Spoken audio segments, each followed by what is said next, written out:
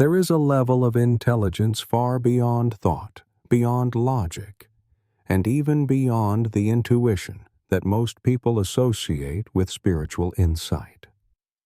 It is not the mind that compares, analyzes, or dreams, nor is it the mind that desires peace or seeks enlightenment. It is something more still, more luminous, and more silent. The ancient yogis called it buddhi, the higher intelligence. And they spoke of an even greater potential that unfolds when the buddhi becomes pure, steady, and transparent. That is the gateway to what Sri Aurobindo would later call the supermind.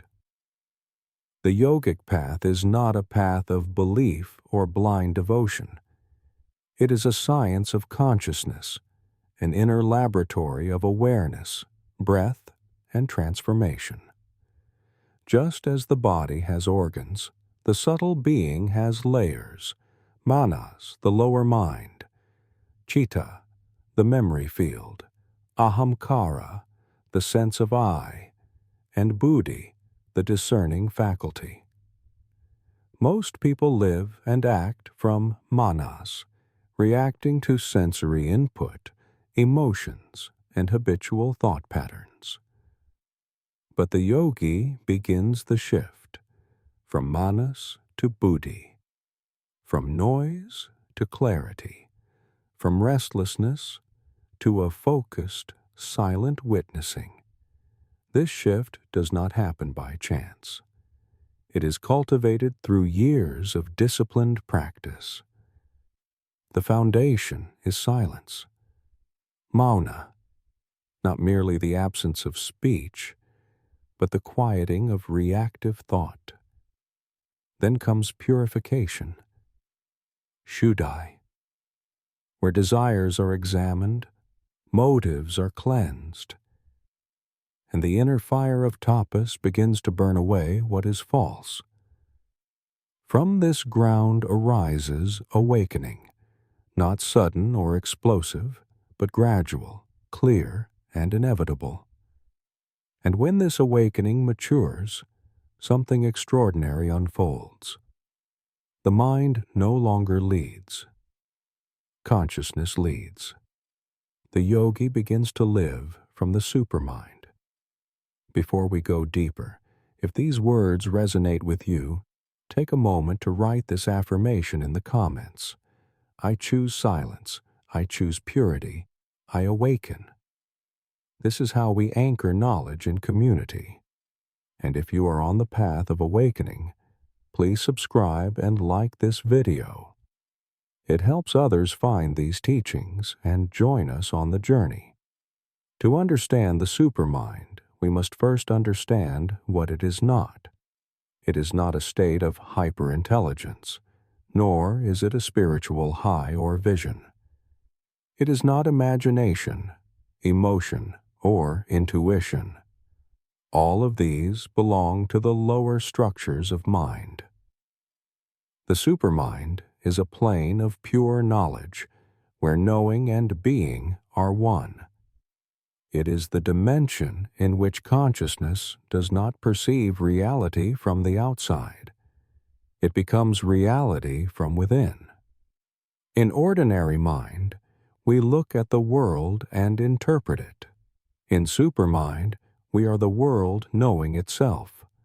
But no mind can enter the supermind while it is still dominated by movement, distraction, and personal desire. This is why silence is the first gateway. When the yogi stills the breath through pranayama, stills the senses through pratyahara, and stills the mind through dharana, a subtle shift begins. The awareness, which was scattered and fragmented, gathers. A clarity emerges, not through effort, but through presence. This presence is not dull. It is alert, shining, and alive. The yogis call this state ekagrata, one-pointedness, It is the doorway to transformation. In this one-pointed state, the mind becomes a tool, not a master. And when it becomes silent, the deeper intelligence begins to rise. But it does not rise with noise or excitement. It rises like the dawn, quiet, luminous, and complete in itself. Here, the yogi no longer thinks. He perceives directly. Truth is not reached through thought. It is seen in its wholeness. This is the birth of buddhi, not as an idea, but as a living force. But the buddhi must be purified. A clouded buddhi is dangerous. It becomes arrogance masked as clarity, spiritual ego pretending to be wisdom. Purification happens through viveka, discrimination between the eternal and the transient. The yogi watches every thought, every impulse, and asks, "Is this true? Is this pure? Is this necessary?" Over time, this practice burns away the fog, and when buddhi becomes transparent, it reflects the higher light. Then, the supermind begins to shine through. This shining is not metaphorical. It is an actual shift in perception. The yogi sees without filter. Time slows down. Space opens. The inner and the outer dissolve into one field of intelligence. It is not mystical. It is precise, ordered, and real. And yet, it cannot be grasped by the intellect. Only silence can receive it. Only purity can hold it. Only awakening can live it. To walk this path, one must begin with the breath, not as a technique, but as a sacred doorway. When the breath is erratic, the mind is restless. When the breath is steady, the mind begins to still. The yogis mapped this relationship thousands of years ago. Through pranayama, they purified the nadis, balanced the prana, and stabilized the field of awareness. In this stability, the buddhi begins to awaken, and as it awakens, the deeper levels of being come into view. When the deeper layers begin to open, the yogi encounters not visions or voices, but silence, immeasurable, luminous, and alive. This silence is not empty. It is filled with knowing. It is in this space that the supermind begins to act.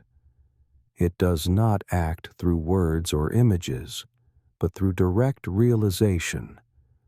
The yogi suddenly knows, not because he has learned, but because he has become what is known. This knowing is unshakable. It does not need proof. It is truth in the form of awareness. Sri Aurobindo spoke of the supermind not as a theory, but as a future stage of human evolution. For him, it was the bridge between the infinite and the finite, between spirit and matter. In the supermind, consciousness descends into form without losing its unity. The yogi who lives from this plane no longer struggles between thought and action, between will and surrender. Everything becomes aligned, harmonious, spontaneous. It is not a trance. It is not escape. It is full participation in life, from a place beyond ego. But such a state does not come through wishful thinking. It demands complete inner transformation.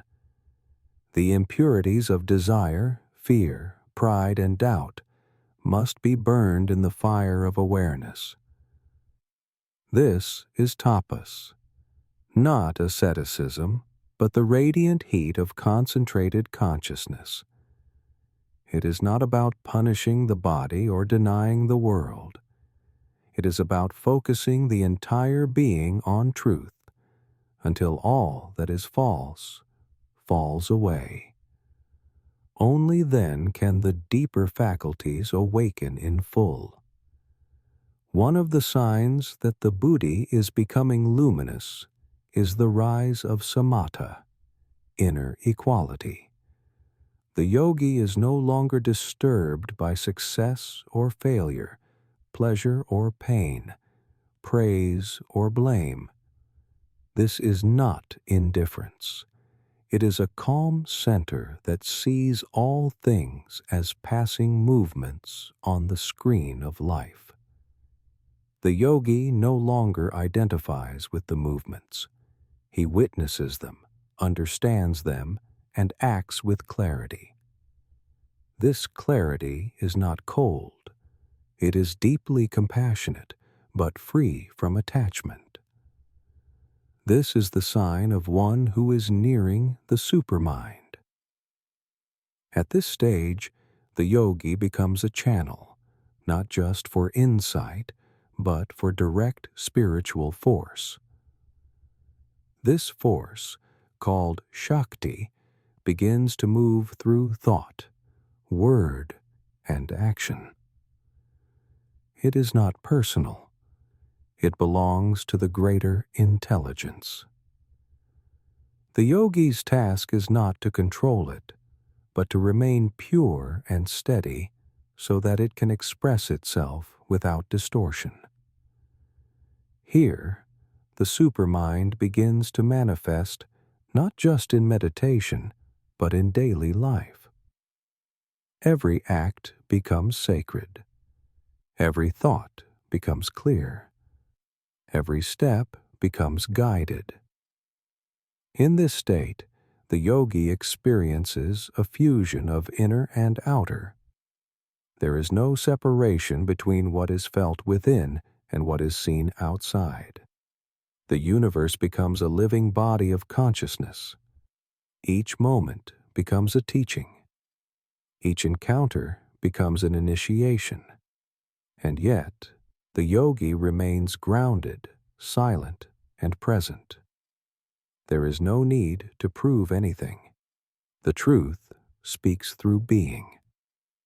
The path to this state is not glamorous. It is quiet, disciplined, and deeply personal. It requires the courage to face oneself completely, without defense. It requires surrender, not to a concept, but to the living intelligence that pervades all. It is the path of those who are ready to burn, not for fame or power, but for truth. It is not for the many, but for those few who walk it fully. The reward is beyond imagination. The supermind is not a reward. It is the natural flowering of a consciousness that has become whole. It is the next step in human evolution, not technological, but spiritual. It does not replace reason. It transcends and includes it. It does not destroy the ego. It renders it unnecessary. In this state, the yogi becomes a servant of the divine, not through obligation, but through love, not through effort, but through unity. We live in a world that glorifies thought, speed, and complexity.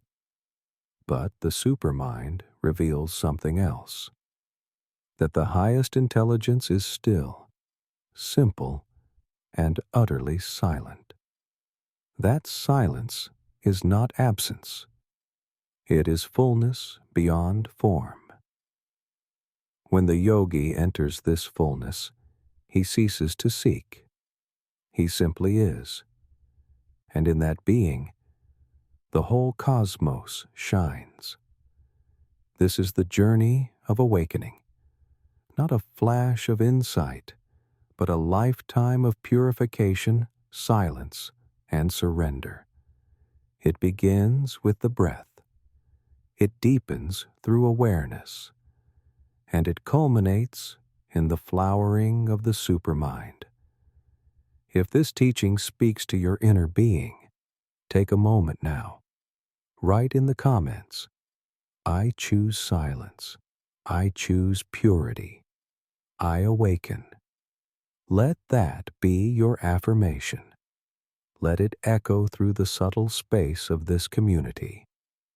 And if you haven't already, subscribe and like this video.